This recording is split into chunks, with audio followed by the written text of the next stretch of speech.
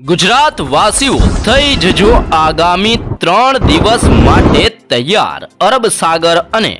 બંગાળની ખાડીના દરિયામાં ફરીથી તોફાની મજબૂત ખુખારથી લઈને ભયંકર નવી લો પ્રેશર સિસ્ટમ સાથે સાથે અરબ સાગરના દરિયામાં નવી વેસ્ટર્ન ડિસ્ટર્બન્સ અને ઊંડાણવાળા દરિયાની અંદર તોફાનીથી ભયંકર એવું વાવાઝોડું બનતું જોવા મળી રહ્યું છે। આમ એક તરફ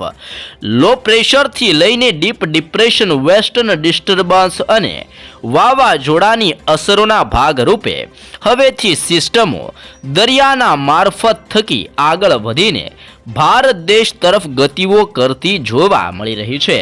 સિસ્ટમની ગતિ ભારત દેશ તરફ દર્શાવવામાં આવતી હોવાના કારણે ગુજરાતના વાતાવરણમાં મોટા પલટાવ આવવાની સાથે સાથે ઘોર અંધકાર ફેલાતો જોવા મળી રહ્યો છે। ઘોર અંધકારની વચ્ચે ગુજરાતમાં લાંબા સમયના વિરામ બાદ તોફાની પવનોની તીવ્રતા સાથે ગુજરાતમાં વાદળોના ઝુંડ છવાતા જોવા મળી ચૂક્યા છે અને ગુજરાત ઉપર ઉત્તર ભારતના વિસ્તારોમાંથી આવી રહેલા તોફાની પવનોની ગતિવિધિના કારણે ગુજરાત ઉપર પવનની તીવ્રતા 60 થી લઈને 65 કિલોમીટર પ્રતિ કલાકની ઝડપે ચારે દિશાઓમાંથી તોફાની પવન ગુજરાત ઉપર ભારે જોર દર્શાવી રહેલો જોવા મળી ચૂક્યો છે। સાથે સાથે અરબ સાગર અને બંગાળની ખાડીના દરિયામાં બની રહેલી નવી સિસ્ટમના કારણે ભયંકર હલચલ વધતી જોવા મળી રહી છે। તમે લાઈવ સેટેલાઇટ વ્યૂની મદદથી પણ જોઈ શકો છો। બંગાળની ખાડીથી અરબ સાગરના વિસ્તારોમાં નવી સિસ્ટમ સક્રિય થવાને લઈને સિસ્ટમનો મજબૂત શિયર ઝોન વાળો પટ્ટો અત્યારે દરિયાની અંદર બનતો જોવા મળી રહ્યો છે અને આ સંપૂર્ણ વિસ્તારોમાં તોફાની પવનોની ગતિવિધિઓ સાથે સિસ્ટમનું જોર વધતું જોવા મળી રહ્યું છે। જેમાં પણ ખાસ કરીને બંગાળની ખાડીના દરિયામાં એક મજબૂતથી લઈને ભયંકર લો પ્રેશર સિસ્ટમનું અત્યારે સર્જન થતું જોવા મળી રહ્યું છે અને આ સિસ્ટમ દક્ષિણી ભારતના તટીય દરિયાઈ કાંઠાના પંથકોના વિસ્તારોમાં ત્રાટકવા માટે આગળ વધી રહેલી જોવા મળી ચૂકી છે। જેના ભાગરૂપે શ્રીલંકાના વિસ્તારોથી લઈને દક્ષિણ ભારતની અંદર મદુરાઈ, બેંગલુરુના વિસ્તારોમાં અત્યારે પવનની ગતિવિધિની અંદર ફેરફાર આવવાની સાથે હળવાથી લઈને ધીમા વરસાદની શરૂઆત દક્ષિણી ભારતના તટીય વિસ્તારોમાં હળવા વરસાદની શરૂઆત જોવા મળી રહી છે। તે જ રીતે ઉત્તર ભારતના ભિન્ન પંથકોની અંદર પણ વિઝિબિલિટીની અંદર મોટા પાયે ઘટાડો થવાની સાથે ઠંડીનું મોજું ફરી વળીને આ સંપૂર્ણ એરિયામાં ભારેથી લઈને અતિ ભયંકર જોર દર્શાવી રહેલું જોવા મળી રહ્યું છે અને સિસ્ટમની તીવ્ર અસરોને લઈને ભિન્ન વિસ્તારોમાં ટેમ્પરેચરની અંદર પલટાવ આવતા અત્યારે જોવા મળી ચૂક્યા છે। તમે જોઈ શકો છો કે આ એરિયાની અંદર અનેક પ્રકારની સ્ટ્રફ લાઇન લંબાયેલી જોવા મળી રહી છે। સિસ્ટમની મજબૂત સ્ટ્રફ લાઇનના પગલે ઉત્તર ભારતના વિસ્તારોની અંદરથી લઈને મધ્ય ભારત, જેમાં ઝાંસીના વિસ્તારથી કોટાના વિસ્તારોની અંદર, ધાનબડના વિસ્તારથી ફૈઝાબાદ, નવી દિલ્હીથી લઈને જોધપુરના વિસ્તારો, મુલતાનના વિસ્તારથી લાહોર, શિમલાના વિસ્તારોની અંદર પવનની તીવ્રતા સાથે આ સંપૂર્ણ એરિયામાં વિઝિબિલિટીની અંદર મોટા પાયે ઘટાડો થતો જોવા મળી રહ્યો છે। નવી સિસ્ટમ સક્રિય થવાને લઈને ગુજરાત ઉપરથી પણ તોફાનીથી લઈને મજબૂત એક સાથે 5 સ્ટ્રફ લાઇન પસાર થતી જોવા મળી રહી છે। તમે લાઈવ જોઈ શકો છો। એક સ્ટ્રફ લાઇન કચ્છના વિસ્તારથી ઉત્તર ગુજરાતના વિસ્તારો, બીજી સ્ટ્રફ લાઇન કચ્છના વિસ્તારથી સૌરાષ્ટ્ર અને મધ્ય ગુજરાતના વિસ્તારોની અંદર, ત્રીજી સ્ટ્રફ લાઇન સૌરાષ્ટ્રથી દક્ષિણ ગુજરાત અને ચોથી સ્ટ્રફ લાઇન સૌરાષ્ટ્રના દક્ષિણી ભાગોથી લઈને દક્ષિણ ગુજરાતના તમામ વિસ્તારોમાં જોર દર્શાવતી રહી હોય તેમ એક સાથે ગુજરાત ઉપરથી 5 સ્ટ્રફ લાઇન પસાર થતી હોવાના કારણે ગુજરાતના વાતાવરણ ઉપર મોટા પલટાવ આવવાને લઈને નવી આગાહી કરવામાં આવી રહી છે અને આજની રાત્રિ દરમિયાન ઉત્તર ભારતના વિસ્તારોમાં તોફાની પવનોની ગતિવિધિઓ સાથે રીતસરનું મેઘરાજાનું તાંડવ વધતું હોય તેમ ઉત્તર ભારતના વિસ્તારોમાં તોફાની પવનની ગતિવિધિઓ સાથે બરફ વર્ષા થવાને લઈને પણ ઉત્તર ગુજરાતની અંદર આગાહી કરવામાં આવી છે। આમ આમ ગુજરાતના વાતાવરણ ઉપર મોટા પલટાવ આવવાની સાથે કચ્છનો વિસ્તાર, સૌરાષ્ટ્રનો દરિયાઈ કિનારાનો વિસ્તાર, ઉત્તર ગુજરાતના જિલ્લાથી મધ્ય ગુજરાત અને દક્ષિણી ગુજરાતના ભિન્ન ભિન્ન પંથકોમાં ચારે દિશાઓમાંથી આવતા તોફાની પવનોનું ઝુંડ અત્યારે ગુજરાત ઉપર ઘેરાઈને ગુજરાતમાં સિસ્ટમની તીવ્ર અસરો દર્શાવતું જોવા મળી રહ્યું છે.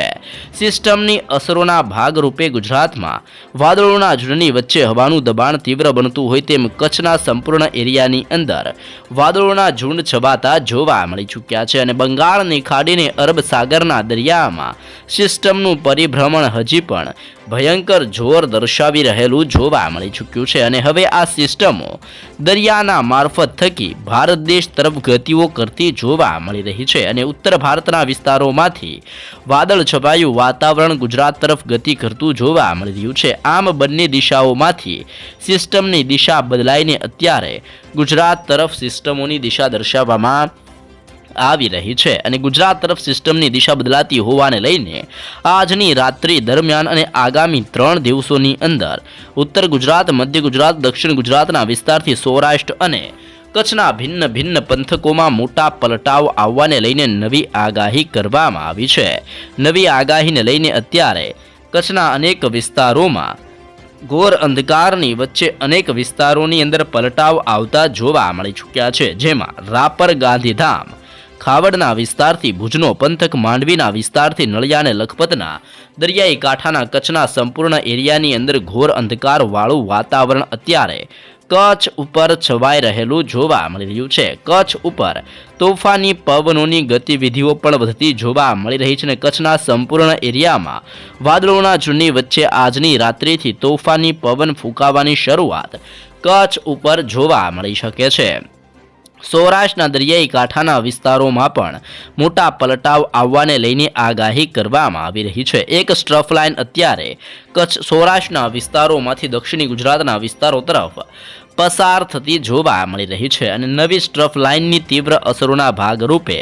સૌરાષ્ટ્રના અનેક વિસ્તારો જેમાં ખંભાળિયા, ભાટિયાથી લઈને દેવભૂમિ, દ્વારકા, ઓખા, લાલપુર, જામનગરના વિસ્તારોથી લઈને સૌરાષ્ટ્રના અનેક વિસ્તારો જેમાં જૂનાગઢ, કેશોદ, માંગરોળ, જેતપુર, ઉપલેટા, અમરેલી, બગસરા, વિસાવદર, ધારીથી લઈને કુંડલાના વિસ્તારોની અંદર, તે જ રીતે વિસાવદરના વિસ્તારથી કોડીનાર, ઉના, તુલસીશ્યામ, રાજુલા, મહુવાના પંથકોની અંદર, તળાજાના વિસ્તારથી પાલીતાણાના વિસ્તારોની અંદર, ભાવનગરના દરિયાઈ કાંઠાના વિસ્તારથી શિહોર, વલભીપુર, ગઢડાના વિસ્તારોની અંદર અને ઉત્તરી સૌરાષ્ટ્રના વિસ્તારોની અંદર બોટાદ, રાણપુર, ધંધુકાના વિસ્તારથી બરવાળા, ચોટીલાના વિસ્તારોથી લઈને લીંબડીનો પંથક, સુરેન્દ્રનગર, થાણ, વાંકાનેર, સાવડી, મોરબી, હાલવડ, ધાંગધ્રાના વિસ્તારોમાં મોટા પલટાવ આવતા હોય તેમ સૌરાષ્ટ્રના સંપૂર્ણ વિસ્તારોમાં તોફાની પવનોની ગતિવિધિઓ સાથે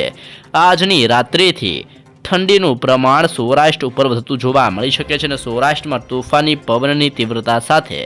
ઠંડીના મોજાની અંદર વધારા સાથે આગામી 3 દિવસોની અંદર સૌરાષ્ટ્રના વાતાવરણની અંદર પલટાવની સાથે માવઠાનું ફરીથી સંકટ મંડરાઈ રહેલું જોવા મળી શકે છે તેવી પણ આગાહી સૌરાષ્ટ્ર માટે દર્શાવવામાં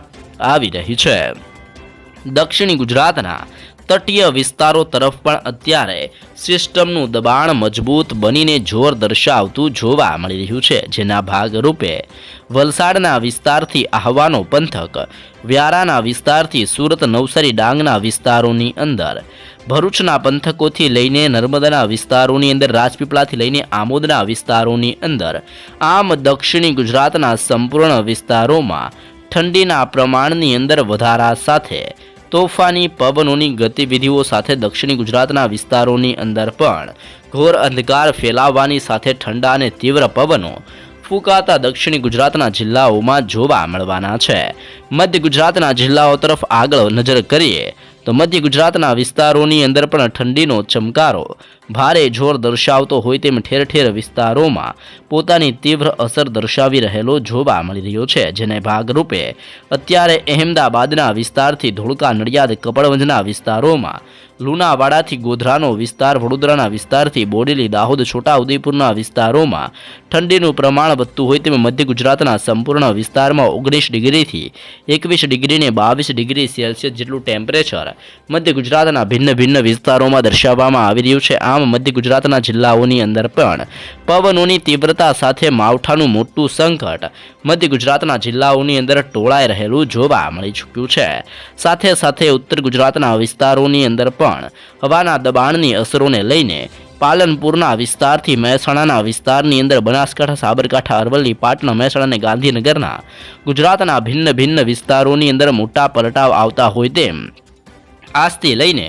આવનાર 3 દિવસની અંદર મોટા પલટાવની સાથે ગુજરાતમાં કમોસમી વરસાદ, તોફાની પવન અને માવઠાનું નવું સંકટ ગુજરાતમાં મંડરાતું જોવા મળી શકે છે.